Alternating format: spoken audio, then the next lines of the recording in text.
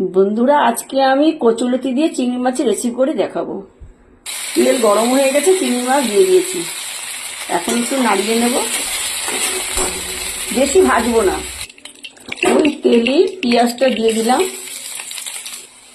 এবার লতিগুলোকে দিয়ে দেবো। লতিগুলোকে আগে একটু ভাপিয়ে নিয়েছিলাম, একটু নাড়িয়ে নেব। এবার কাঁচা লঙ্কা দিয়ে দেবো, রসুন বাটা, পেঁয়াজ বাটা,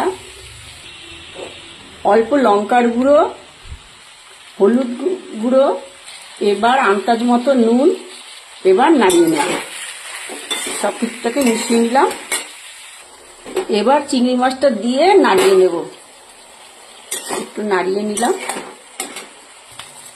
অল্প লেবু রস দিয়ে দিচ্ছি। চিংড়ি কচুলতি রেডি হয়ে গেছে।